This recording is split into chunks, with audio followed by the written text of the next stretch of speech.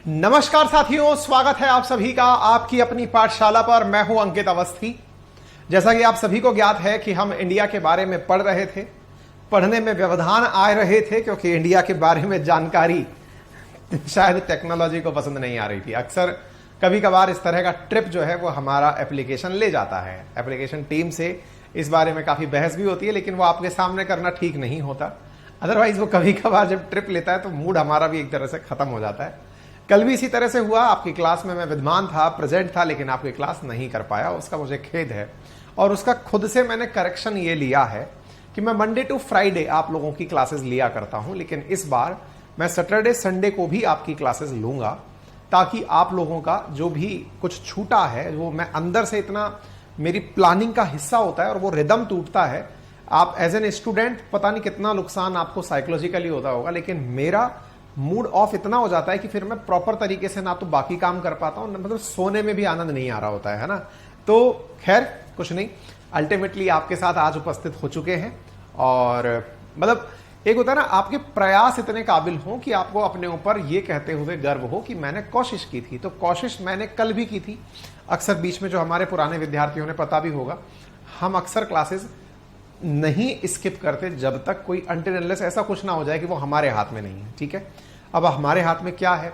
Saturday Sunday का time हमारे हाथ में है, तो उस दिन मैं आपकी क्लासेस लूंगा। सैटरडे संडे भी आपकी क्लासेस होंगी, ये मैं आपको अपनी तरफ से अभी अपडेट कर रहा हूं। ठीक है, तो आप प्लीज उसमें प्रेजेंट रहिएगा। अभी के लिए फिलहाल के लिए आज के सेशन को शुरू करते हैं। कुंदन, पूजा, आरती, राजू, विकास, आशीष, नीरज, रूबन, रुपेश, सभी साथियों को वेरी गुड इवनिंग। चलिए आगे बढ़े, आज के सेशन की शुरुआत करते हैं। जैसा कि आप सभी को ज्ञात है, अच्छा आप में से अगर कोई भी साथी हमारे साथ प्रेजेंट था, कहां पर प्रेजेंट था? आज का जो अंकित इंस्पायर इंडिया का सेशन हुआ था उसमें हमने एक सेशन में जिक्र किया था। जिक्र यह था कि चाइनीज शिप जो कि फिश पकड़ने के लिए निकला था वो पानी में इंडियन ओशियन के अंदर डूब गया। तो इंडियन ओशियन में जहां वो डूबा वो जगह इंडिया के मेन लैंड से 900 नॉटिकल माइल दूर है। तो अब हमने वहां पर सेशन के अंदर ये जिक्र किया है और हमने बताया था कि भारत की तरफ से P8I, अगर आप नहीं देख पाए हैं सेशन किसी कारणवश, कोई बात नहीं, मैं वैसे ही बता देता हूं। अभी एक चाइनीज शिप डूबा था जो कि साउथ अफ्रीका से जाकर के दक्षिण कोरिया जा रहा था। तो दक्षिण कोरिया में जाते समय रास्ते में एक जहाज डूब गया जो मछली पकड़ने के लिए निकला था। लगभग 39 लोग लापता हैं। ऐसी स्थिति में भारत ने अपनी तरफ से P8I एक खोजी वाहन भेजा उसे ढूंढने के लिए। ये मैं कंटेक्स्ट बता रहा हूं कि मैं आगे क्या कहने वाला हूं। हमने कितना दूर भेजा? तो आंसर था कि हमने यहां से लगभग 900 नॉटिकल माइल एक अपना खोजी एयरक्राफ्ट भेजा था। अब यह बात भी मैं क्यों बता रहा हूं? क्योंकि यह चर्चा आई है नॉटिकल माइल की, इसलिए आज के सेशन में चूंकि हम पढ़ाने वाले भी नॉटिकल माइल थे और यह चीज निकल कर आ रही है, तो एक कोइंसिडेंस है। समुद्र में जब दूरियां नापी जाती हैं तो समुद्र की दूरियों को नॉटिकल माइल्स में नापा जाता है। तो ये कितना होता है नॉटिकल माइल्स? तो आइए आज के सेशन में इसी के बारे में चर्चा करते हैं। तो पहले तो ये तथ्यात्मक जानकारी आप याद कर लीजिए। तथ्यात्मक जानकारी ये है कि एक नॉटिकल माइल 1.1508 लैंड माइल्स, यानी अपने मतलब जमीन पर जो अपन सामान्यतः माइल्स गिनते हैं उसका भी ये बड़ा हिस्सा है। यानी कि 1.15 मिलेंगे लैंड माइल्स, तब जाकर नॉटिकल माइल्स बनता है, नंबर एक।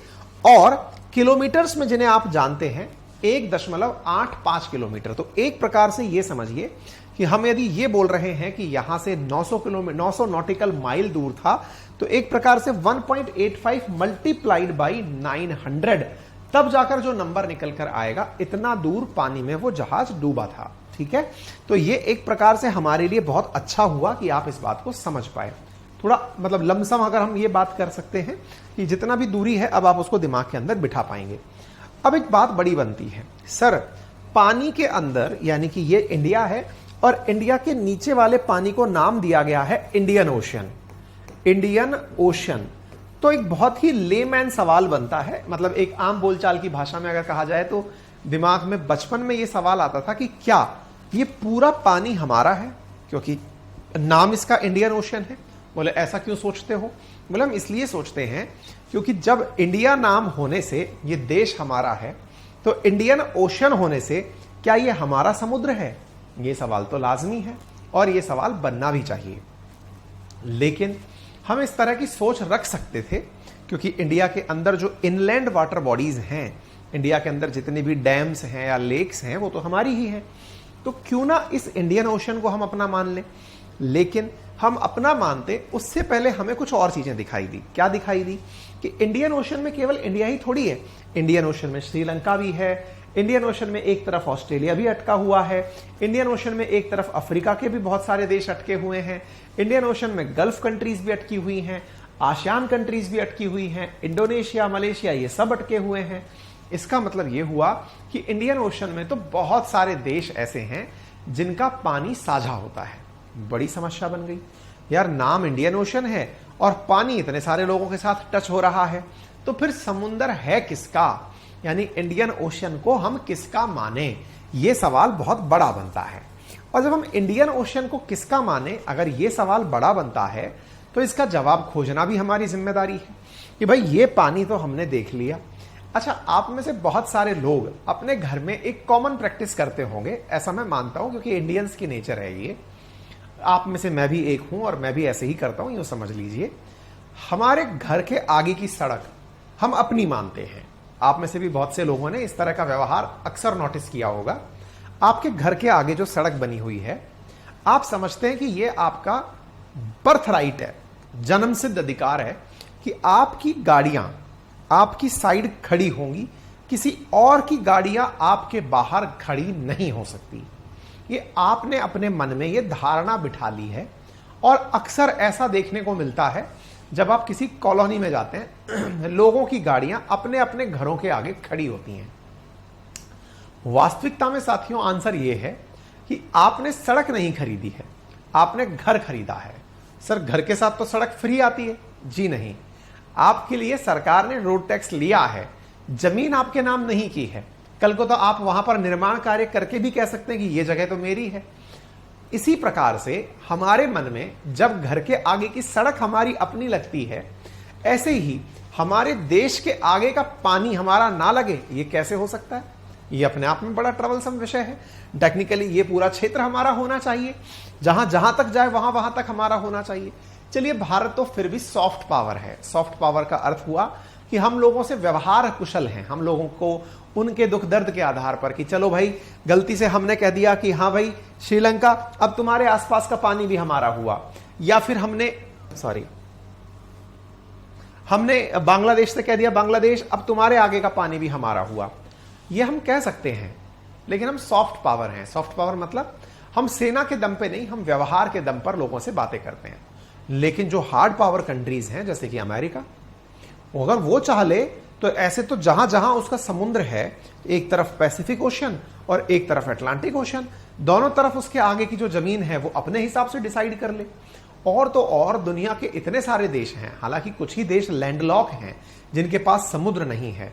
दुनिया में जितने ज्ञात देश हैं उनमें से मेजॉरिटी 90% देश तो ऐसे हैं जिनको कहीं ना कहीं से समुद्र टच करता है।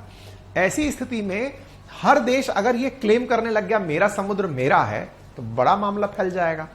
इससे निपटने के लिए एक संस्था है जिसका नाम है UN clause, united nation clause for seas. एक संस्था के द्वारा यह डिसाइड किया गया कि भाई कौन सा पानी किसका माना जाएगा। क्योंकि पानी, जैसे हम लोग क्या कहते आते हैं ना, ये नदियां, ये पवन के धोरे, इन्हें कौन रोके, है ना, हवा, प्रकाश, ये तारे, इनके बारे में आप कुछ नहीं कह सकते ये किसका है। समुद्र पर कब्जा हो सकता है। और विशेष रूप से तो तब साथियों जब हमने इंडस्ट्रियल रेवोल्यूशन पढ़ा है या इंडस्ट्रियल रेवोल्यूशन के बारे में जानते हैं, जिस समय ब्रिटेन वगैरह इतने पावरफुल देश बने हैं, उस दौरान तो ये लोग नेवी के कारण पावरफुल बने थे। यानी कि इनकी समुद्री ताकत इतनी जबरदस्त हुआ करती थी, ब्रिटेन, फ्रांस, जर्मनी की, कि ये पूरे समुद्र पर चाहते तो राज कर सकते थे।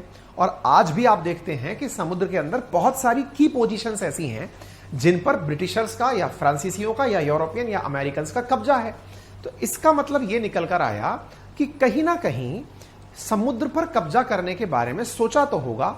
और जो आज आप देखते हैं कि चीन के दक्षिण में स्थित साउथ चाइना सी पर so called regional hard power, that is China, क्योंकि वो भी एक तरह की बड़ी उभरती हुई शक्ति है, वो उस पूरे समुद्र को ही अपना बता रही है।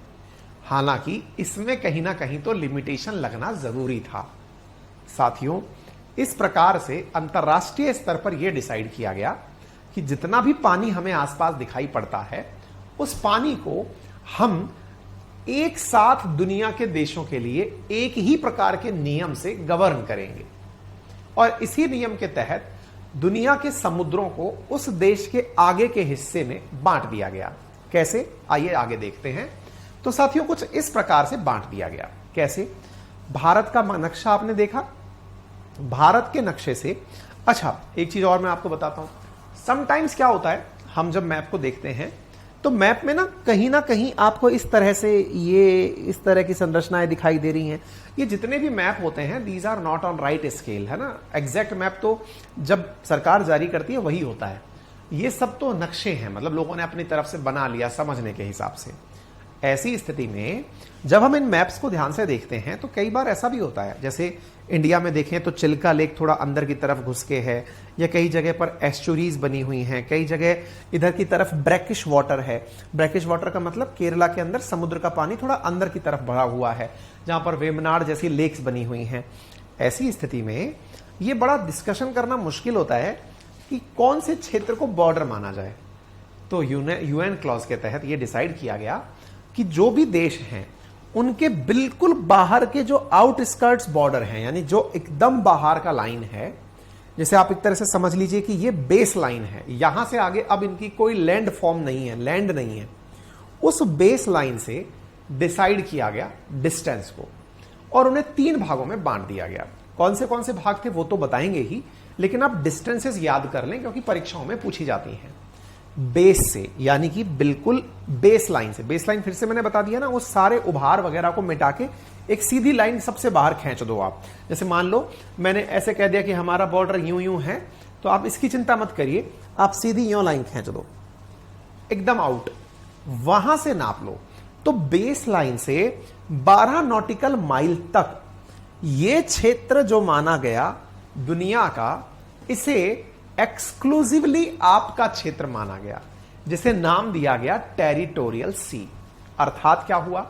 अर्थात इसका यह हुआ कि यहां पर 12 नॉटिकल माइल्स तक का जो क्षेत्र है वो केवल और केवल आपका अपना क्षेत्र माना जाएगा और इस पानी को नाम दिया गया टेरिटोरियल वाटर। क्या नाम दिया गया? Territorial water. अब एक बड़ा सवाल बनता है, हां, अब एक बालक जैसे लिख रहा है, फिर तो सर श्रीलंका हमारा हुआ, है ना। ये बिल्कुल आप सही सोच रहे हैं।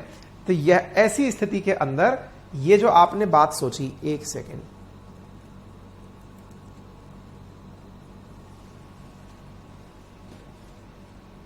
कि सर श्रीलंका तो हमारा हुआ, ऐसी स्थिति में जहां जहां 2 देशों के बीच का पानी आ गया, उसके बीच में मध्य स्थिति डिसाइड कर ली गई।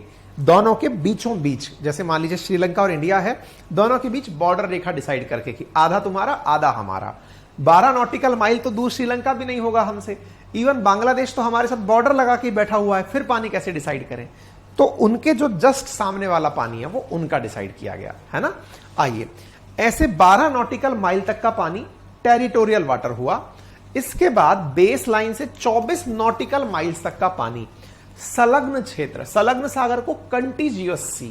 कंटीजियस सी किसको कहा गया? 24 नॉटिकल माइल तक को। और बेस लाइन से 200 नॉटिकल माइल, 200 नॉटिकल माइल आधार रेखा से 200 नॉटिकल माइल तक के क्षेत्र को एक्सक्लूसिव इकोनॉमिक जोन कहा गया। तो 3 तरह के वाटर हुए TCE। कौन कौन सा? टेरिटोरियल, C फॉर कंटीजियस और E stands for exclusive economic zone. 3 तरह के वाटर दुनिया में डिसाइड किए गए। इसका तर्क क्या निकला? इसका तर्क यह निकला कि मतलब अब तो आपको बस केवल यह समझना है कि टेरिटोरियल किसे कहा गया है, कंटीजियस किसे कहा गया है और एक्सक्लूसिव इकोनॉमिक जोन किसे कहा गया है, बस यही समझना है। ठीक है, तो तीनों को एक बार हम समझने का प्रयास करते हैं। सबसे पहले टेरिटोरियल सी की बात करते हैं। यहां पर ये जो तथ्य लिखा है ये गलत लिखा हुआ है, आप इसे करेक्ट कर लीजिएगा। 1.85 ही है, ये 2 लिख दिया गया है मिस्टेक से, ये 1.85 है ना। तो ये टाइपिंग एरर है, आप इसे 1.85 लिख दीजिएगा, जहां पर भी है करेक्ट कर लीजिएगा, 1.85 है ये, ठीक है। अच्छा, अब क्या है, आप अपने हिसाब से अपने नोट्स में कवर कर लीजिएगा। It extends up to distance of 12 nautical miles from the base line. India has complete and monopoly access to this area. इसका अर्थ हुआ कि यदि इस क्षेत्र में कोई भी घुस गया तो वो हमारा माना जाएगा। अगर गलती से इस क्षेत्र में कोई जहाज चला आया तो वो जहाज भी हमारा है। जिस तरह से आप बॉर्डर क्रॉस करने पर किसी व्यक्ति को अरेस्ट कर लेते हैं, ऐसे ही 12 नॉटिकल माइल्स तक अगर कोई व्यक्ति एंट्री कर जाए, लगभग 21 किलोमीटर तक अगर कोई व्यक्ति एंट्री कर जाए, तो ऐसी स्थिति में वो पूरा की पूरा जहाज, व्यक्ति, कोई भी, चाहे कोई भी दूसरे देश का कोई वाहन अगर वो एंट्री कर जाए तो वो फिर हम अपना कब्जा कर सकते हैं, प्रोवाइडेड आपकी नेवी के पास इतनी पावर हो कि वो घबराए नहीं। आपको याद होगा अपन ने कुछ दिनों पहले ही एक सुर्खी पड़ी थी, क्या, हमारे नारकोटिक्स कंट्रोल ब्यूरो के द्वारा ऑपरेशन समुद्रगुप्त चलाया गया था, याद है। उस ऑपरेशन समुद्रगुप्त में पाकिस्तान से लेकर के एक ड्रग जहाज आ रहा था। वो पानी में बिल्कुल हमारे तक नहीं पहुंचा था, वो पानी में खड़ा हुआ था। मैं आपको एक चीज बताता हूं, थोड़ा सा मतलब इस चीज को और गहराई से समझ लें। आप जब इंडिया का मैप देखते हैं ना, हमें क्या लगता है ये समुद्र हैं और सीधे जाएंगे और समुद्र में आराम से बढ़िया से व्यापार कर लेंगे। इंडिया के जितने भी कोस्ट लाइंस हैं उनकी एक बहुत बड़ी दिक्कत है। दिक्कत पता है क्या है? अपन लोग क्या सोचते हैं ना कि जमीन है, अगर जिसने समुद्र नहीं देखा है उसके बारे में विचार बता रहा हूं। अक्सर हम राजस्थानियों के साथ ऐसा होता है, हमने पानी नहीं देखा होता है। समुद्र जिन्होंने नहीं देखा है उनके बारे में बताता हूं।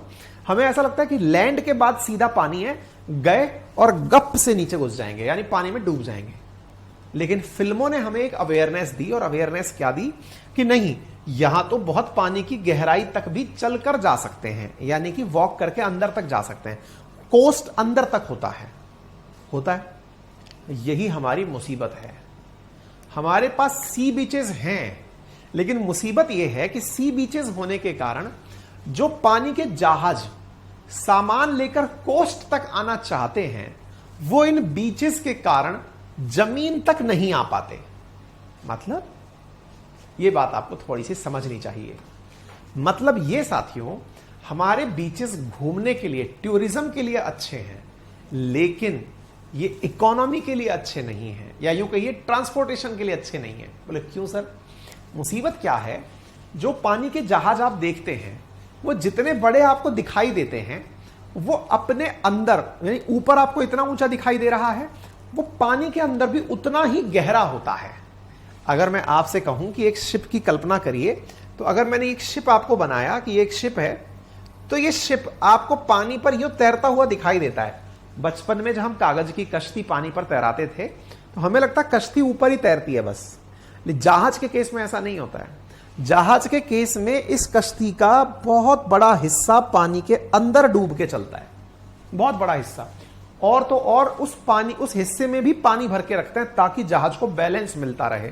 ये जहाज की डायनेमिक्स है, कभी यूट्यूब पे वीडियो सर्च करके देख लेना। पानी में डूब के चलता है, कई बार तो एक दो मंजिल, तीन मंजिल पानी में डूबा हुआ होता है जहाज का निचला हिस्सा। वो जहाज को बैलेंस करने के काम आता है। बैलेंस करने का मतलब, ये जब इतना मेट्रिक टन सामान लेकर चल रहा है, अगर वो सरफेस पर रहेगा तो वो तो टंबल करके गिर जाएगा। तो जितना ज्यादा इस पर माल रहेगा उतना ज्यादा ये गहराई में डूब कर चलेगा, ठीक है, ताकि ये गिरे नहीं। अब ऐसी स्थिति में जो गहरे समुद्र हैं वो तो बहुत अच्छे हैं ट्रांसपोर्टेशन के लिए, लेकिन जो छिछले समुद्र हैं, यानी कि जो शैलो सी हैं, वो तो बिल्कुल अच्छे नहीं हुए। बिल्कुल अच्छे नहीं हुए से मतलब जहाज आएगा और समुद्र का तट पर पहुंचने से पहले ही बीच पर अड़ जाएगा। बहुत बार ऐसा होता है साथियों। इसी वजह से कभी आप गोवा घूमने जाएं या कहीं पर भी घूमने जाएं तो आप देखेंगे कि बड़े जहाज सी बीच से बहुत दूर, लगभग 1-2 किलोमीटर दूर पानी में खड़े होते हैं, और उस पानी में वो सामान को लेकर खड़े हुए हैं, और वो वही लंगर डाल के खड़े हो जाते हैं, और वहां से वो जहाज से छोटे छोटे और जहाज जो बोट्स हैं, जो हल्का सामान ले जा सकती हैं, उन बोट्स पर सामान डाल करके कोस्ट तक भेजते हैं। तो हमारी कोस्ट लाइन बड़ी भले ही हो, उपयोगी नहीं है। फिर आप कहेंगे सर ये तो बहुत बेकार बात है। ऐसा नहीं है, अगर नेचुरली नहीं है तो हम कृत्रिम रूप से तो बना सकते हैं ना। इसलिए भारत ने जो बंदरगाह बनाए हुए हैं या पोर्ट्स बनाए हुए हैं, वहां पर कोस्ट को बहुत अच्छे से गड्ढे कर करके, यहां की मट्टी हटा करके, बहुत गहरे गहरे बना करके फिर जहाज को बॉर्डर तक लेकर आते हैं। इसीलिए कई बार आपके दिमाग में एक प्रश्न बनता होगा कि यार हमारे देश में इतनी बड़ी कोस्ट लाइन है तो लिमिटेड हमारे पास में पोर्ट्स क्यों हैं? गिनती के 10-15 कोस्ट पोर्ट्स हैं, लगभग 13 पोर्ट्स हैं ऑफिशियली, शायद 13 या 14, देख लेना एक बार, जब पोर्ट्स पढ़ाएंगे तब बता देंगे एकदम एग्जैक्ट डेटा क्या है। लेकिन ऐसी स्थिति में इतने बड़े देश में 13-14 ही पोर्ट क्यों हैं? जगह जगह होने चाहिए। क्यों यह कहा जाता है कि अडानी का पोर्ट जो है वही बहुत बड़ा पोर्ट है, मुद्रा पोर्ट है? क्यों यह कहा जाता है कि भारत का विशाखापट्टनम पोर्ट डिफेंस के लिए बहुत अच्छा है? ऐसी स्थिति के अंदर ये जो पोर्ट्स है ना, ये हमारे पास लिमिटेड इसलिए हैं क्योंकि यहां पर हमें बहुत गहरे गहरे गड्ढे खोदकर किलोमीटर तक गड्ढे गड्ढे खोद करके हमें जहाजों को अंदर लाना पड़ता है। ठीक है, तब सोचिए समुद्र के अंदर अगर पोर्ट बनाना हो तो कितना मुश्किल काम है। जमीनों को गड्ढा करना है और जमीन को ऐसा भी नहीं करना है कि वो जमीन बह के चली जाए। आपको पूरा समुद्र के तट पर पत्थर लगाने हैं, अंदर तक किलोमीटर्स तक चिनाई करनी है। गड्ढे जितने खोले हैं आपने, अगर तीन मंजिल तक खोद दिया है तो पूरा बड़ा पत्थर लगाकर, लाइन माइन सब लगाकर, ताकि ऐसा ना हो कि जहाज आए और आपकी मिट्टी धंस जाए और जहाज फिर निकल ही ना पाए।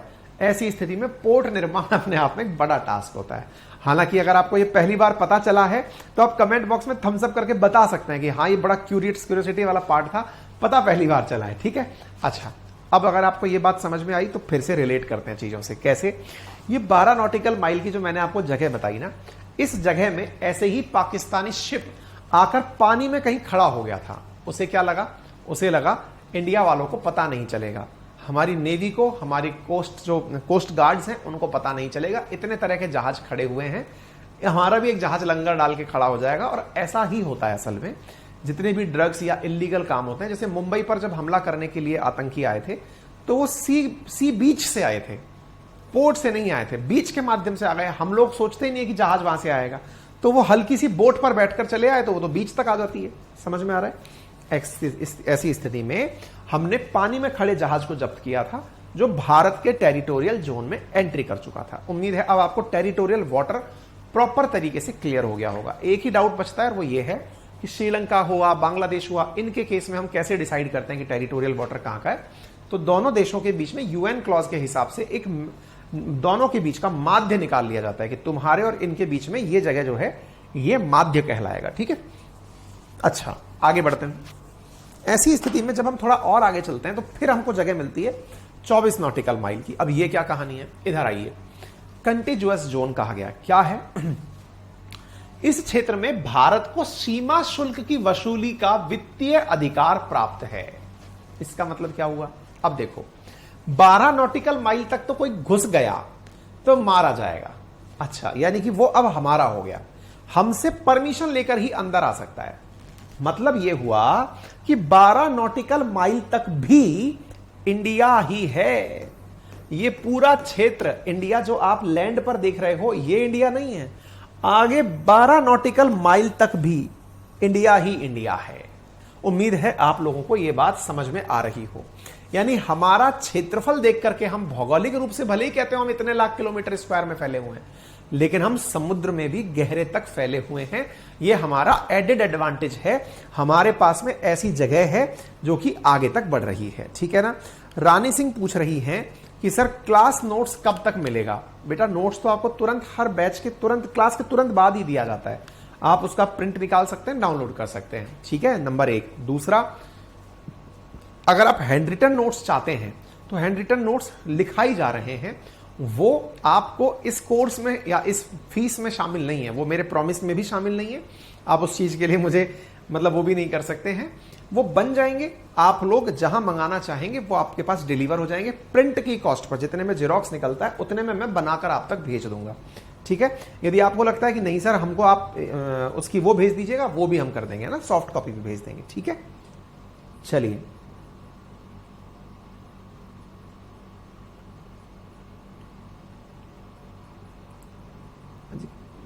शुभम राजश्री बेटा दे चुके हैं, हम पहले ही दे चुके हैं, है ना। एक बालक लिख रहे हैं अमोल कुमार, सर बीपीएससी के लिए आप बैच लेने का प्लान कर रहे हैं क्या? अमोल बिल्कुल हम प्लान करेंगे, है ना, लेकिन एक बार हम राजस्थान में पूरी तरह से टीम को तैयार किए हुए हैं। काफी सारे टीचर से आजकल लंबी लंबी मीटिंग्स चल रही है ना। जो पसंद आ रहे हैं उनका पढ़ाना पसंद नहीं आ रहा है, जिनका पढ़ाना पसंद आ रहा है उनके पास कंटेंट नहीं है, तो बहुत सारी अभी चैलेंजेस चल रहे हैं। इन दिनों काफी सारा टाइम उसमें बीत रहा है। एक बार हम राजस्थान स्टेट पीसीएस शुरू करेंगे, उसके बाद बिहार पीसीएस पर आएंगे, है ना। बिहार पे भी आना है, यूपी पर भी आना है। 4-5 स्टेट पीसीएस हैं जो हमने लिखे थे, उनको कवर करना है हमें, ठीक है। राजन कुमार लिख रहे हैं सर बीपीएससी के लिए बैच लाइए, बहुत सारे स्टूडेंट्स की डिमांड है। राजन डेफिनेटली भैया, मतलब ये हमारी प्लानिंग का भी हिस्सा है और निश्चित ही, क्योंकि हम लोग भी जानते हैं कि बिहार पीसीएस के लिए बच्चों को बहुत ज्यादा आवश्यकता है अच्छे टीचरों के लिए, ठीक है ना। क्या बात है प्रेम कुमार, दुल्हन वही जो पिया मन भाई, टीचर वही जो कंसेप्ट सिखाए, हमारे प्यारे अंकित सर। वाह यार, मतलब तुम तो एकदम रोमांटिक हो गए हो, हैं। सतेंद्र बिल्कुल। आशीष लिख रहे हैं सर मैं पीछे वाला बिल्कुल भूल गया हूं, क्या करूं, सब जीवन भर याद रहे, प्लीज ऐसे कोई हेल्प करें। भैया बात ऐसी है कि अगर पिछला याद कर रहे हैं तो रिवीजन करना होता है। आप सेम डे रिवीजन करें, 7वें दिन रिवीजन करें और 21st डे रिवीजन करें। बिना रिवीजन के कुछ भी याद नहीं रहेगा भाई, ये तो आप लोगों को पहले ही से पता होना चाहिए, है ना। सेकंड क्लास की पीडीएफ नहीं है श्वेता, बेटा क्लास 1 में ही हमने इतना कंटेंट डाल दिया है आप लोगों के लिए कि वही सेकंड क्लास में भी पढ़ाया जा रहा है, वही थर्ड क्लास में भी पढ़ाया जा रहा है, पहले ही दिन अपडेट कर दिया था, है ना। ठीक है, इजाजत हो तो बढ़े आगे। मैंने कमेंट्स इसलिए देखे कहीं किसी को ये ना लगे कि सर ने तो रिकॉर्डेड क्लास चला दी है, इसलिए।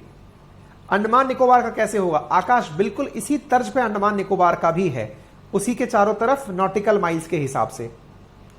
आशुतोष कुमार पूछ रहे हैं आज क्लास कब से शुरू हुआ? 9 बजे क्लास शुरू हो गया था। फ्रस्ट्रेशन के चलते मैं 8:55 पे क्लास में एंट्री करके बैठ गया था। मैंने कहा आज अटक गई ना तो मैं एप्लीकेशन वालों के ऊपर गरज के बरसने वाला था। मैंने कहा भाई साहब 3 टप्पर उखाड़ देंगे, अब हमसे नहीं हो पाएगा। हम ना फ्रस्ट्रेट हो गए थे कल, ठीक है।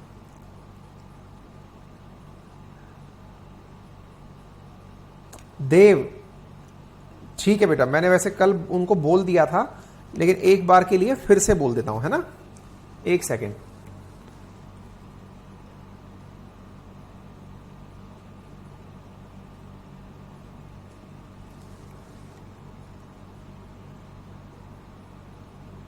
एक मिनट,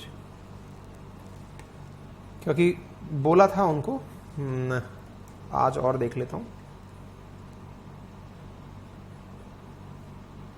एशिया और अंटार्कटिका के क्वेश्चंस के लिए, है ना।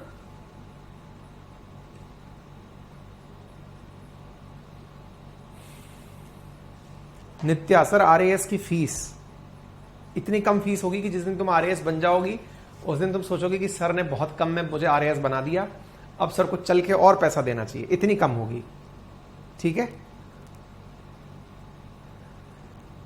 विजय चौहान बिल्कुल करेंगे भैया, बिल्कुल करेंगे। अभिषेक, क्योंकि भैया ओशन बहुत लंबे चौड़े होते हैं ना, अगर उनको इन किलोमीटर्स में नापेंगे ना तो फिर दूरी ट्रेवल करने में आनंद नहीं आएगा लोगों को, ठीक है। चलिए, हाँ सब स्टेट पीसीएस वालों का नाम लिखा हुआ आ रहा है, यूपीएससी का भी बीपीएससी का भी, बिल्कुल। अगर इजाजत हो तो थोड़ा आगे बढ़ लें। हाँ हाँ, सब ने मुझे पता चल गया आप डिफरेंट स्टेट से हैं और सब लोगों ने अपनी तरफ से बहुत सारी चीजें लिख दी हैं, मुझे पता चल गया। प्लीज आगे आइए अब, ठीक है। चलिए, तो ऐसी स्थिति में जैसा कि आपको मैंने अभी बताया, टेरिटोरियल वाटर मैंने आपको बता दिया था, टेरिटोरियल वाटर समझ में आ गया, तो एक प्रकार से ये पूरा क्षेत्र हमारा है। अच्छा, अब कोई भी जहाज इंडिया में आना चाहता है तो एक शब्द है आपने अक्सर सुना होगा, और आप में से कई लोग जो एसएससी की तैयारी कर रहे होंगे उनको ये नौकरी बड़ी पसंद आती है। कौन सी नौकरी? कस्टम इंस्पेक्टर है, कस्टम एंड एक्साइज, कई जगह आपने सुना होगा। अच्छा, ये नाम जब सुनते हैं तो आपको अचानक याद आता है और ये तो बड़ा तगड़ा काम होता है। इसमें फिर एक पोस्ट होती है एग्जामिनर की, नाम सुनते हैं आप लोग, इस पोस्ट के बारे में भी जानते होंगे, नहीं जानते तो थोड़ा सा मैं बता देता हूं। यही से सारा केस है जो आपको समझ में आना चाहिए। और वो क्या है, ये जो बेटा कस्टम एंड एक्साइज वाले हैं ना, इनका काम क्या है असल में, भारत की सीमा में जब कोई जहाज घुस आया तो वो भारत की सीमा का टैक्स पे करेगा। जैसे आप लोग जब घर से बाहर निकलते हैं, सड़क का उपयोग करते हैं, तो टोल टैक्स देते हैं, सड़क पर चलने का टोल टैक्स है। लेकिन इंडिया आने का जो टैक्स है उसे कस्टम ड्यूटी कहा गया है। क्या कहा गया है? Custom duty. Custom duty. आप में से कई लोग सुनते हो कस्टम इंस्पेक्टर था साहब, वो बहुत पैसा कमा लिया उसने। बिल्कुल वैसे ही जैसे पहले टोल पर लोग जो बैठा करते थे वो बहुत पैसा कमाते थे। क्यों? क्योंकि तब कोई ऑटोमेटिक सिस्टम तो हुआ नहीं करता था। टोल पे कोई भी भाई साहब मेरी 10 गाड़ियां आ रही है निकलवा देना, बोले ला यार दे। तब कोई कैमरे फैमरे तो होते नहीं थे। हाँ जा जान दे, तेरी 10 गाड़ी जान दे भाई साहब, मेरे 10 ट्रक हैं, इतना रुपया ले लो, इतने में निकाल दो, चल जाते थे। ठीक है, तो वो जो जिस प्रकार से टोल टैक्स होता था पहले, एक जमाने पर कस्टम ड्यूटी के साथ ऐसा हुआ करता था। जब इतनी टेक्नोलॉजी एडवांस तो हुआ नहीं करती थी, लेकिन इंडिया के बॉर्डर में एंट्री कर गया तो किसी को जम गया, कोई इंस्पेक्टर के दिमाग में बैठ गया कि हाँ ठीक है, इस जहाज को बिना ड्यूटी के या कम ड्यूटी के साथ निकाल देते हैं। वही टोल टैक्स के साथ है ना, जैसे टोल टैक्स के इंस्पेक्टर होते हैं, ऐसे वो इंस्पेक्टर हो गया। क्लियर है? उस समय कस्टम वाले बढ़िया पैसा रिश्वत में कमा लिया करते थे और खूब बदनाम भी हुए थे, काफी नाम भी आया था। लेकिन अब चीजें ऑटोमेशन में चली गई हैं, ऑटोमेटिक होने लग गई हैं। अब तो जहाज घुसता है उसकी जानकारी भी सरकार को पहले पता चल जाता है कि हाँ भाई जहाज आ गया है। जहाज पर बारकोड से स्कैन हो जाता है पहले कि फलाना जहाज आ रहा है। तो अब तो चीजें बहुत ज्यादा ऑटोमेटेड हो गई हैं। लेकिन अगर आपको कस्टम वर्ड याद आ रहा हो तो आप चीजें थोड़ा सा रिकॉग्नाइज कर पाएंगे, नंबर 1। अच्छा, दूसरा, अब जब कस्टम आपको समझ में आया तो अब मुझे एक बात बताओ, अंदर घुस गया तब कस्टम ड्यूटी लगेगी, लेकिन सवाल बताओ, ये टोल टैक्स है, जैसे ना ये रोड जा रही थी, इस रोड पर यहां टोल टैक्स लगा हुआ था, आपकी गाड़ी यूं आ रही थी, आप टोल क्रॉस करोगे तभी तो पैसा दोगे ना। तो टोल से पहले आपने जो रास्ता तय किया, उसके बाद टोल क्रॉस करते ही आपको पैसा देना है। ऐसी स्थिति में आपका वेटिंग पीरियड कहां है, मतलब गाड़ियों की लंबी लाइन कहां लगेंगी, इधर ए साइड या इधर बी साइड। कॉमन सेंस है, जब टोल क्रॉस करके इधर जाना है तो लाइन तो यहां लगेंगी।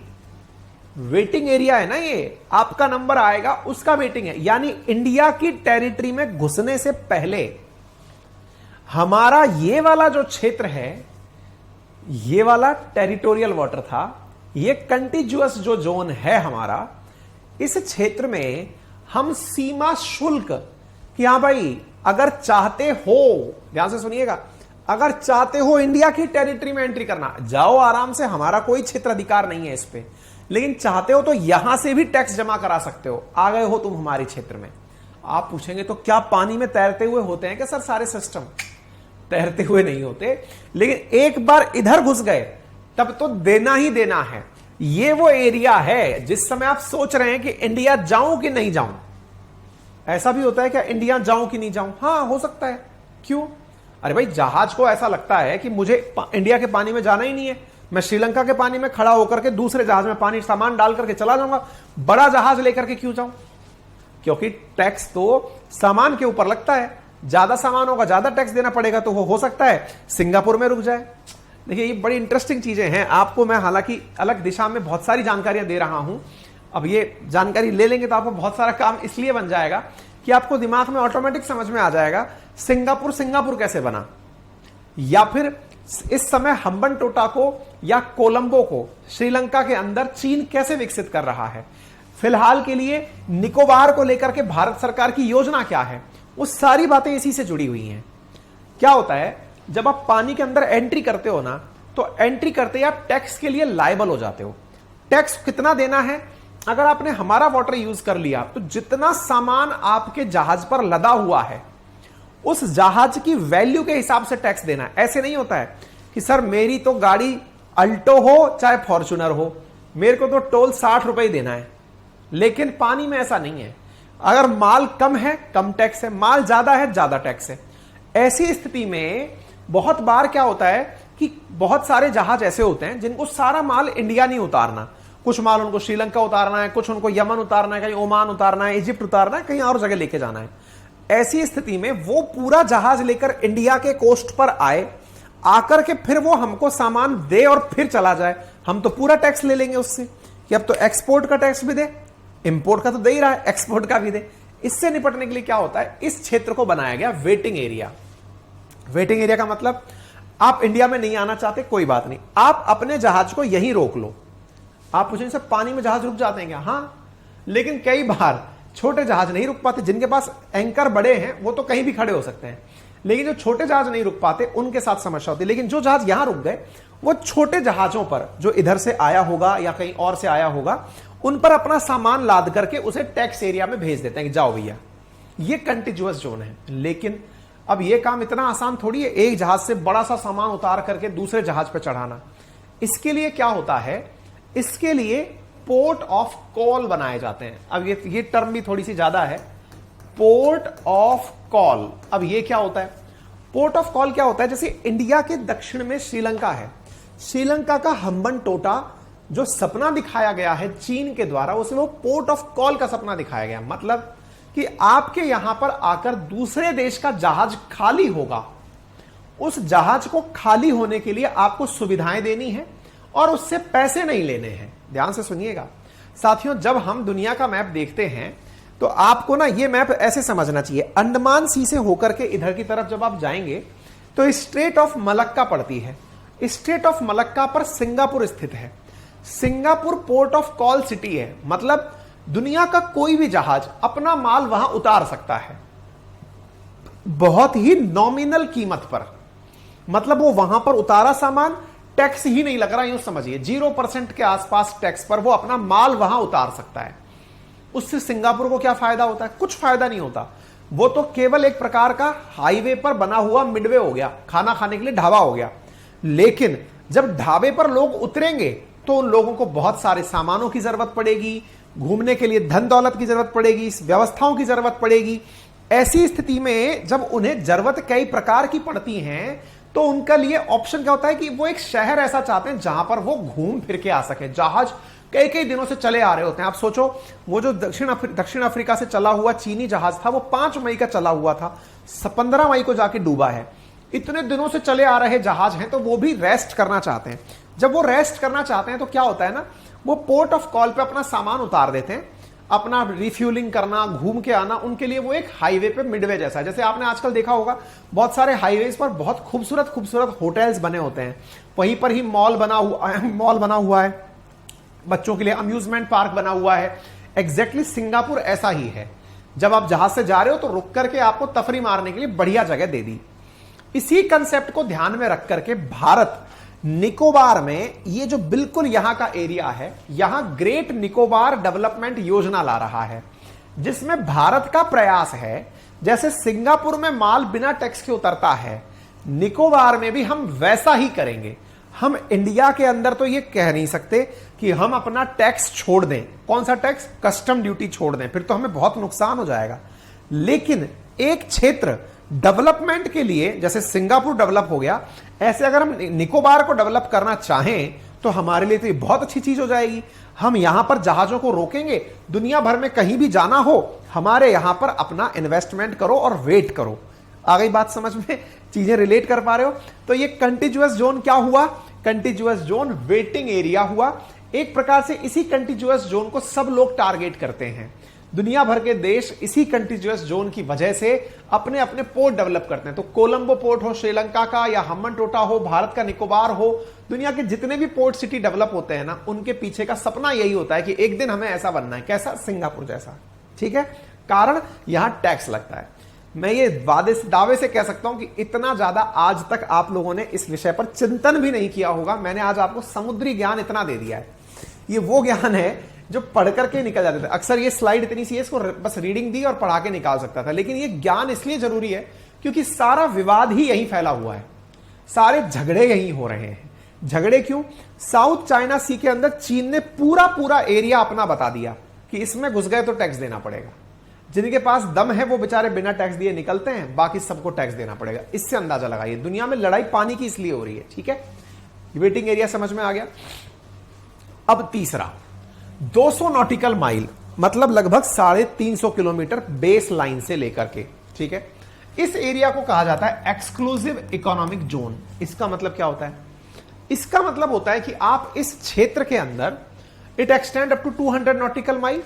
इन this area India has the right to scientific research. आपको पानी में कोई खोज करनी है। पानी में खोज क्या कर रही है? जैसे कि कई बार आपने सुना होगा भारत के द्वारा डीप सी मिशन लॉन्च किए गए हैं। डीप सी मिशन का मतलब क्या होता है?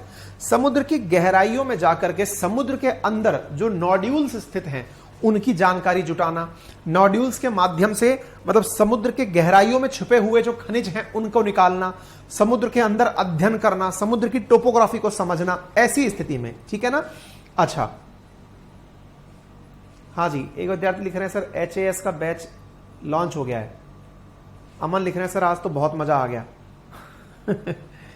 मजा इसलिए आ रहा ना क्योंकि अक्सर क्या होता है कि मैं इन चीजों को उड़ा देता हूं कि ठीक है पढ़ लेना, लेकिन ये चीज क्योंकि बहुत ज्यादा आजकल डिस्कशन में चल रही है, ऐसी स्थिति में ये ना पता होना तो भी वो एक लॉस है। मैंने सोचा इसके बारे में थोड़ा आपको ज्ञान इसलिए दे दिया जाए क्योंकि काम की बहुत है, हर डिस्कशन में ये इन्वॉल्व होती है, लेकिन हम छोड़ देते हैं इन चीजों को। ठीक है, साइंटिफिक रिसर्च हो, construction of new lamps, exploitation of natural resources, कुछ भी आपको ऐसा करना हो जो इन क्षेत्रों के अंदर नए द्वीप का निर्माण करना हो या संसाधनों का दोहन करना हो, आप इस क्षेत्र में कर सकते हैं। अब एक बड़ी चीज है यहां पर, और वो क्या है? हम सोचने के लिए तो सोच लेते हैं कि यहां पर हम कुछ भी कर सकते हैं, लेकिन असल मायने में यहां पर केवल साइंटिफिक रिसर्च ही कर सकते हैं। इसके अलावा अगर आप मछली पकड़ने जाते हैं तो आप अपनी रिस्क पर जा रहे हैं, कोई दूसरा भी वहां पर आएगा, आप आपस में झगड़ते हैं, आप बच के आते हैं, वो आपकी रिस्क है। लेकिन अगर आपको इस क्षेत्र में जाना है तो आप किसी और को आने से इसमें नहीं रोक सकते। ठीक है, इसमें आप इकोनॉमिक एक्टिविटीज जो रिसर्च से रिलेटेड हैं, इसलिए दुनिया के बहुत सारे देश इन क्षेत्रों में जाकर के युद्ध अभ्यास करते हैं। आप कई बार सुनते हैं ना, भारत ने दक्षिण अफ्रीका, ये हिंद महासागर के अंदर वो किया, अरब सागर में जाकर के नेवल एक्सरसाइज की। वो क्यों की? क्योंकि ये क्षेत्र रिसर्च के लिए है, और एक्सरसाइजेस इटसेल्फ रिसर्च ही तो है। हम सीख रहे हैं कि इससे क्या होगा, तो वो EEZ के अंदर होता है। उम्मीद है आपको अब ये बात भी समझ में आ गई हो। क्लियर हो गया? अच्छा, आप में से बहुत सारे लोग ऐसे होंगे जो कभी रेलवे स्टेशन गए होंगे, तो रेलवे स्टेशन पर एक बैनर लगा होता है, आपने पता नहीं देखा या नहीं, आपके जंक्शन का नाम लिखा होता है या स्टेशन का नाम लिखा होता है, और उसके नीचे लिखा होता है मा से त। अगर नोटिस किया हो तो 3 शब्द लिखे होते हैं। क्या? मा से त, मा सत दूरी। अब पता नहीं देखा है कि नहीं देखा है, जो जहां पर स्टेशन का नाम लिखा होता है वहां पर यह टर्म लिखा हुआ होता है। अब ये मा सत दूरी क्या होता है? माध्य समुद्र तल से दूरी, माध्य समुद्र तल से ऊंचाई, ऐसा लिखा होता है। अब ये क्या कहानी है साहब? और आपके यहां पर समुद्र कहां आ गया? अब जैसे मैं अलवर की बात करूं, रेगिस्तान वाला एरिया राजस्थान, वहां समुद्र कहां से आ गया? वहां पर ऐसा क्यों लिखा हुआ है? इसको भी समझ लीजिए। अब माध्य समुद्र तल क्या होता है ये समझ लीजिए। असल में साथियों, समुद्र के अंदर ज्वार और भाटे चलते रहते हैं। ज्वार, पानी ऊपर आया, टाइड्स एंड एब्स, पानी ऊपर आया, पानी नीचे चला गया, पानी का ऊपर नीचे जाना आना लगा रहता है। लेकिन पानी ऊपर आया और पानी नीचे चला गया, इनका एक औसत निकाल लिया जाए तो वो पानी का सरफेस कहलाता है। और उस पानी के सरफेस से भारत के हर एरिया का ऊंचाई डिसाइड किया जाता है कि ये क्षेत्र इसकी तुलना में अन्य क्षेत्र कितनी ऊंचाई पर हैं। मेरे प्यारे साथियों, संपूर्ण भारत को समुद्र के तल से नापा गया है। पहले ये मुंबई के सामने स्थित समुद्र से नापा जाता था, फिलहाल ये चेन्नई के सामने से नापा जाता है। ठीक है ना? ये जानकारी मैंने आपको दी भी है, आप इसे देख भी सकते हैं। माध्य समुद्र तल क्या होता है, ये रहा मीन सी लेवल। ठीक है, तो अभी फिलहाल के लिए जो चेन्नई है उसके सामने का जो समुद्र है उसके आधार पर पूरे देश की अन्य क्षेत्रों की ऊंचाई नापी जाती है, इंक्लूडिंग माउंट एवरेस्ट। जो भी आप पहाड़ों की ऊंचाई नापते हैं, नापते कहां से हैं? हमें तो पहाड़ छोटा सा ही दिखाई दे रहा है, ये इतना ऊंचा कैसे हो गया? तो वो इतना ऊंचा इसलिए हो गया क्योंकि उसको लेवल समुद्र के लेवल से नापा जा रहा है। कई बार हम लोग अखबारों में पढ़ते हैं या फिर नॉलेज में भी पढ़ रहे होते हैं कि फलाने पहाड़ की ऊंचाई इतनी है, पर्वत की ऊंचाई इतनी है। यार ऐसा तो नहीं लग रहा, 10 किलोमीटर ऊंचा कहां है ये।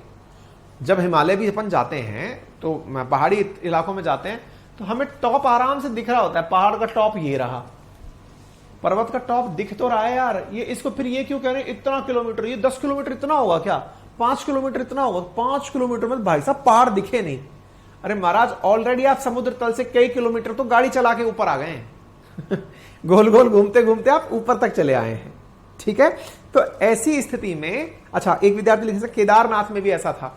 सब जगह जहां जहां सरकार को हाइट आपको बतानी होती है, फिर सर रेलवे स्टेशन पे क्यों बताते हैं, वहां थोड़ी ना नाव आ रही है, वहां इसलिए बताते हैं क्योंकि जब पटरियां डलती है ना तब ये जरूरी होता है पटरियों के जो आपका इंजन चलता है वो प्लेनर सरफेस पर चलता है, यानी ट्रेन प्लेनर सरफेस पर चलती है। अगर सरफेस ऊंची और नीची हो रही है तो गाड़ी की स्पीड बढ़ और घट सकती है।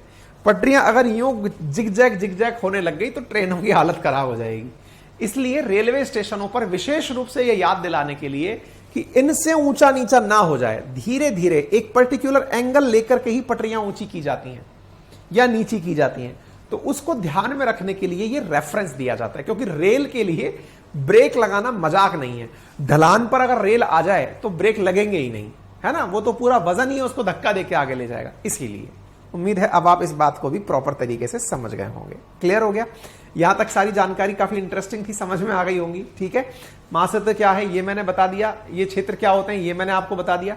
अब जो भी विभिन्न स्टेट पीसीएस के विद्यार्थी जिन्होंने कमेंट बॉक्स में भर भर के कमेंट लिख दिए थे, उनसे गुजारिश है कि यदि वो चाहते हैं कि भारत की तटीय रेखा इसके बारे में अगर प्रश्न आ जाए तो क्या जवाब हो, ये सारे उनके पास में दिए गए पॉइंट्स हैं। भारत के तटीय सीमा के लाभ और नुकसान अगर आपसे पूछ लिए जाएं, मेंस जैसे आरएएस मेंस की जब आप तैयारी करेंगे वहां पर भी इस तरह के प्रश्न पूछे जाते हैं। देखिए साथियों, मैं जो आरएएस मेंस के लिए लेकर के टीम आ रहा हूं, असल में उनका उद्देश्य आप लोगों को प्रॉपर एग्जाम के हिसाब से पढ़ाना है। मैं कोशिश कर रहा हूं कि बेहतरीन ऑफलाइन के टीचर्स को मैं ऑनलाइन लेकर आऊं, जो आपको क्या होता है ना, आप जिस तरह की अभी फाउंडेशन तैयार कर रहे हैं उसमें रीडिंग हैबिट तो है आपकी, राइटिंग हैबिट नहीं है। और ऑनलाइन के साथ बड़ी चैलेंज क्या हो रही है, बच्चों की राइटिंग हैबिट डेवलप नहीं हो पा रही है। इसीलिए जब मैं टीचर्स को हायर कर रहा हूं तो उनसे विशेष रूप से यह निवेदन कर रहा हूं कि भले ही पैसे ज्यादा खर्च होंगे मेरे, क्योंकि जितना ज्यादा देर तक क्लास चलेंगी उतना मुझे पेमेंट ज्यादा बढ़ाना पड़ेगा, मैंने कहा उनकी चिंता छोड़िए, बच्चों को बिल्कुल ऑफलाइन के तरीके से पढ़ाइए। मतलब आप उन्हें प्रॉपर तरीके से नोट्स लिखना, आंसर राइटिंग करना, इस पॉइंट में ये बातें लिखी जाएंगी, ये सिखाना।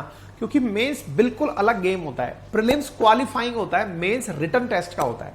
और जब मेंस के अंदर आप एंट्री करते हो ना तो इस तरह के पॉइंट्स ही आपके आंसर को बढ़ाते हैं, है ना। तो आंसर राइटिंग इटसेल्फ किसी भी स्टेट पीसीएस की तैयारी में, क्योंकि वो थ्योरेटिकल पोर्शन पर टिकी होती है, वो राइटिंग पर टिकी होती है, इसलिए मैं टीचर्स भी ऐसे लेके आ रहा हूं जो आपको क्लास में बोल बोल कर डिक्टेट करवाएंगे, प्रॉपर वैसे ही लिखाएंगे जैसे कि किसी बोर्ड पर क्लास चल रही हो। आप लोगों को मेरे को सुन करके तो एकदम फास्ट फॉरवर्ड में सुनने की आदत लग चुकी है, मेरे तो शब्द प्रति सेकंड बहुत ज्यादा हैं। उनको बहुत तसल्ली से पढ़ाने के लिए मैं लेकर आ रहा हूं सब लोगों को कि हाँ भाई आप पढ़ाइए, बच्चों को लिखवाइए आंसर राइटिंग में। तो जब आंसर राइटिंग होती है ना, जैसे आरएएस मेंस के अंदर ये क्वेश्चन पूछा जाए, क्या पूछा जाए कि भारत की समुद्रीय सीमा का आलोचनात्मक विवेचन करिए। अब इसका मतलब क्या हुआ, समुद्रीय सीमा के लाभ भी बताइए और हानि भी बताइए। लाभ और हानि इस प्रकार से लिखे जाते हैं, आप में से लाभ तो सब लोग लिख देंगे, हानि अचानक याद नहीं आती। तो ये आपको पता रहती है कि हाँ भाई भारत की समुद्र सीमा का सबसे बड़ा लाभ ये है, ये तो पता है। हानि क्या है, अरे तूफान भी तो सबसे पहले यहीं से आते हैं, आतंकी भी तो सबसे ज्यादा यहीं से आते हैं, दुनिया के देशों से आक्रमण भी तो सबसे तेजी से यहीं से होता है। यूरोपियंस चले आए, लैंड बॉर्डर पे तो सेना खड़ी कर सकते हो, पानी में आप तस्करी कैसे रोकोगे। किसी भी तरह से कोई एंट्री मार गया तो हमारे कोस्टल लाइन के थ्रू ही तो हमारे ऊपर मैक्सिमम लोग आए थे, समुद्री लुटेरे इसी तरह से तो आए। तो ये हमारे चैलेंजेस हैं, ठीक है ना। तो उम्मीद है आप लोगों को ये बात प्रॉपर तरीके से समझ में आ गई होगी। तो क्लियर है आप लोगों को यहां तक की सारी कहानी। ठीक है, तो बेनिफिट ऑफ कोस्टल मैंने बता दिया, ये बता दिया। अब आती है भारत के उपमहाद्वीप क्षेत्र में। भारत एज एन, जैसे हम लोग क्या करते हैं, हमने महाद्वीप पढ़े थे, जब हमने वर्ड पढ़ा था तो हमने कॉन्टिनेंट्स पढ़े थे। हमने नॉर्थ अमेरिकन कॉन्टिनेंट्स पढ़ा, हमने साउथ अमेरिकन कॉन्टिनेंट्स, दुनिया के 7 बड़े कॉन्टिनेंट्स थे, north America, south America, Africa. हाँ भाई, तमाम साथी जो हमारे नए साथी हैं वो भी पूरा वर्ल्ड मैप की पुरानी क्लासेस उठाकर देख लीजिए एक बार, ताकि आपको प्रॉपर तरीके से पढ़ने का मौका मिल जाए। तो north, south America, Africa, Australia, Europe, ये सब पढ़ा आपने। ये तो थे महाद्वीप, लेकिन इनके बीच में, कॉन्टिनेंट के बीच में एक और चीज बनती है और वो है सब कॉन्टिनेंट। सब कॉन्टिनेंट बोले तो उपमहाद्वीप। एशिया दुनिया का सबसे बड़ा महाद्वीप है। तो ऐसी स्थिति में महाद्वीप कहा किसे जाता है? महाद्वीप कहा जाता है जहां की जो ज्योग्राफिकल फीचर्स हैं वो दुनिया से बिल्कुल अलग हो। एग्जैक्टली ऐसे ही इंडिया के केस में कहा जाता है कि इंडिया के आसपास के देश, जैसे इंडिया, पाकिस्तान, श्रीलंका, अफगानिस्तान, बांग्लादेश, ये ऐसे क्षेत्र हैं, नेपाल, भूटान, जो इंडिया जैसे ही हैं। जैसे अगर किसी को नेपाल जाना है, वो हिमाचल जाए, उत्तराखंड जाए और नेपाल जाए, खास अंतर नहीं होगा, लगभग वैसा ही कल्चर फॉलो होता है, वैसे ही लोग रहते हैं, वैसे ही घर हैं, वैसा ही सब कुछ है। ऐसे ही अगर आप भूटान जा रहे हैं तो सिक्किम जाएं चाहे भूटान जाएं, लगभग एक जैसी फीलिंग आएगी। आप पश्चिम बंगाल जाएं या बांग्लादेश जाएं, एक जैसी फीलिंग आएगी। आप भारत के पंजाब जाएं या पाकिस्तान के पंजाब जाएं, एक जैसी फीलिंग आएगी। कहने का मतलब यह है कि ये क्षेत्र, तमिलनाडु जाएं या केरला जाएं, फीलिंग एक जैसी आएगी। केरला जाएं चाहे श्रीलंका जाएं, एक जैसी फीलिंग आएगी। तो ऐसे क्षेत्रों में जो कि रिजेंबल करते हैं आपस में ज्योग्राफिकली एक दूसरे से, उन्हें एक जैसे महाद्वीप में रखा गया। तो महाद्वीप का मतलब प्रॉपर उपमहाद्वीप में रखा गया। तो ऐसी स्थिति में भारत जैसा, भारत के साथ साथ पाकिस्तान, नेपाल, भूटान, बांग्लादेश, श्रीलंका और मालदीव्स है। मालदीव्स, आप लक्षद्वीप जाएं या मालदीव जाएं, एक जैसी फीलिंग आती है ना। इस वजह से हम इस क्षेत्र को इंडियन सब कॉन्टिनेंट कहते हैं। यहां पर देश तो बहुत सारे हैं, लेकिन वो इंडिया जैसे ही हैं। महाद्वीप के अंदर एक विशिष्टता होती है, तो उपमहाद्वीप में वो एक स्पेसिफिक, जैसे आसियान देशों को, association of south east Asian देशों को एक साथ ट्रीट करते हैं, ऐसे ही भारतीय उपमहाद्वीप के अंदर इन देशों को एक साथ ट्रीट किया जाता है। ये 7 देश इंडियन सब कॉन्टिनेंट के अंदर डिस्कस किए जाते हैं। उम्मीद है आप सभी साथियों को ये जानकारी समझ में आ गई होगी। जहां तक बात हो भारत के खुद की, भारत में खुद में फिलहाल 28 राज्य और 8 केंद्र शासित प्रदेश हैं। आप सबसे गुजारिश है कि हालांकि मैं पूर्ण विश्वास रखता हूं कि आपको पूरी तरह से याद होंगे भारत के 28 राज्य, लेकिन साथियों मैं ये भी चैलेंज कर सकता हूं कि आप एक सांस में, आप में से 75% बच्चे ऐसे हैं जो 28 राज्यों के नाम नहीं लिख पाएंगे। यह हालांकि बड़ा ही दुर्भाग्यपूर्ण है, लेकिन फिर भी आप में से 75% बच्चे एक बार में तो नहीं लिख पाएंगे। फिर वो काउंट करने जरूर बैठे, क्या रह गया क्या रह गया, और फिर भी उनके दिमाग में आने में कम से कम 10 से 15 मिनट लगेगा कि यार ये रह गया था। इसीलिए एक बार आप अपने मैप को प्रॉपर तरीके से देख लें। और दूसरी गारंटी तो 90% ले सकता हूं, और वो ये है कि आप में से 90% लोगों को यह नहीं पता होगा कि कौन सा यूनियन टेरिटरी कहां है। अगर मैं अभी भी बोल दूं ना कि मैप देख करके भी दादर नागर हवेली कहां है मार्क कर दो, नहीं कर पाओगे। ऐसे ही मैं अगर आपसे यह बोल दूं कि पांडिचेरी मार्क कर दो कहां है, नहीं कर पाओगे। इसीलिए इंडिया के मैप को तसल्ली से आज रात को सोने से पहले देखना, प्रॉपर तरीके से मार्क करना कि यह यूनियन टेरिटरी कहां है। चंडीगढ़ मार्क करना कहां है, यूनियन टेरिटरीज में दिल्ली कहां है मार्क करना, क्योंकि मैप में आपको वो बहुत छोटे छोटे से सेक्शन दिखाई देते हैं। ठीक है, तो अब आप देख लीजिए जो बातें मैंने बोली, अगर आप, क्योंकि मैंने यहां पे सब कुछ दिखाया हुआ है इसीलिए मैं बोल रहा हूं। ठीक है, अच्छा अब इधर देखिए, यहां पर आपको दिखाई दे रहा है मुंबई, मुंबई के ऊपर सिलवासा, ये रहा महाराष्ट्र और गुजरात के बॉर्डर पर दादर नागर हवेली, गुजरात के ही बॉर्डर पर दमन दीव करके एक जगह आपको यहां पर यूनियन टेरिटरी में दिखाई दे रही है। ऐसे ही जब हम पौंडीचेरी की बात करते हैं तो पौंडीचेरी ये रहा, पौंडीचेरी का ही एक यूनिट है कराईकल, वो यहां पर है, और एक हिस्सा इसका माहे में स्थित है, यानी कि केरल के अंदर स्थित है। इसी वजह से, इसी प्रकार से एक क्षेत्र इसका यहां पर यमन आंध्र प्रदेश में है। यानी अगर हम क्षेत्रों की बात करें तो पांडिचेरी इटसेल्फ एक यूनियन टेरिटरी है जो 3 राज्यों में फैली हुई है। कहां कहां पर पांडिचेरी फैली हुई है? यमन में, जो कि स्थित है कहां पर? आंध्र प्रदेश में। पांडिचेरी फैला हुआ है माहे में, माहे कहां पर स्थित है? केरला में।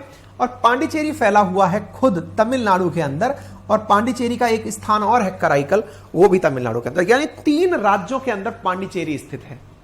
अपन जो बोलते हैं ना पांडिचेरी जाना है, पांडिचेरी के अंदर यमन, कराईकल, माहे, इन तीनों में एक बार में तो पांडिचेरी के जितने भी नेता हैं वो आसपास भी जा नहीं पाते। आ गई बात समझ में? क्लियर हो गया? इसलिए मेरी गुजारिश है एक बार के लिए आप सब लोग तसल्ली से इन सारे की सारे जो राज्य हैं इनके नाम लिखिए, प्रॉपर अभ्यास करिए। आज के लिए इतना ही, फिर यहां से आगे ये कुछ फैक्चुअल डेटा है, आप इसे याद कर लीजिएगा। इंडिया के बारे में हम यहां से आगे फिजिकल इंडिया शुरू करेंगे, जिसमें कि भारत के साथ में हिमालय की उत्पत्ति कैसे हुई, कोबर थ्योरी क्या है, सिंक्लाइन थ्योरी क्या है, तमाम बातें डिस्कस की जाएंगी। ठीक है? किसी को किसी प्रकार की कोई डाउट हो, समस्या हो तो प्लीज कमेंट बॉक्स में बताएं। रीता लिख रही है, सर इंडिया के मैप में श्रीलंका क्यों दिखाते हैं? बेटा इंडिया के मैप में बांग्लादेश क्यों दिखाते हैं? इंडिया के मैप में नेपाल क्यों दिखाते हैं? भूटान क्यों दिखाते हैं? मैंने कहा ना, दिस इज इंडियन सब कॉन्टिनेंट, इसलिए दिखाते हैं। सब कॉन्टिनेंट का हिस्सा है, इनके बिना इंडिया कॉन्टिनेंट अधूरा लगता है। ठीक है? Shivani thank you so much. Lalit, Himachal administrative services का नोटिफिकेशन आउट हो गया है। थैंक यू सो मच भाई, नोटिफिकेशंस बने ही आने के लिए हैं, है ना, लेकिन हम हमारी लिमिटेशंस पर काम करेंगे। स्वीटी लिख रही है, बहुत सारी चीजें बता दी सर आपने, पहली बार इतनी डीपली जानी ये सब बातें। हाँ बेटा, वो मेरे मूड के ऊपर होता है, मतलब समटाइम्स मैं किसी भी शब्द पर कई घंटे बोल सकता हूँ इतना कचरा भरा हुआ है मैंने मेरे दिमाग में, तो आज लगा कि इस पर थोड़ी चर्चा हो जाए। ठीक है? Naresh, you are great. भैया मैं ग्रेट नहीं हूं, कंटेंट ग्रेट होता है। मैं तो टीचर हूं जो उधर से उधर की बातें सुनाता रहता हूं। Shubham Acharya ji, you are preparing for UPSC along with your state PCS. बहुत ही अच्छी बात है भाई, त्रिपुरा के अंदर बहुत ही बात है, बहुत ही अच्छी बात है।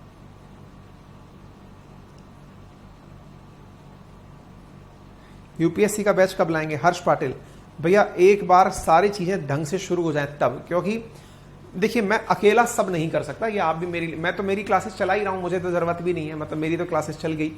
लेकिन अगर मुझे अब कहीं पे भी उतरना है ना तो बहुत अच्छे से, क्योंकि जब मैं सोचता हूं कि ऐसा होना चाहिए तो वैसा करने के लिए पूरी टीम को लेकर आना और उनसे काम कराना, ये थोड़ा ट्रबलसम जॉब है, लेकिन उसको कराने में समय हल्का सा लगेगा, लेकिन मैं लगा हुआ हूं। ठीक है? अंकित कुमार लिख रहे हैं, मजा आ गया सर जी, आज तो नींद मस्त आएगी चलिए बहुत बहुत धन्यवाद। फिलहाल के लिए इतना ही, अपना ख्याल रखें। अभी हमारा YouTube पर एक और सेशन है, अभी हम वो करने जा रहे हैं। 2000 का नोट बंद हो गया।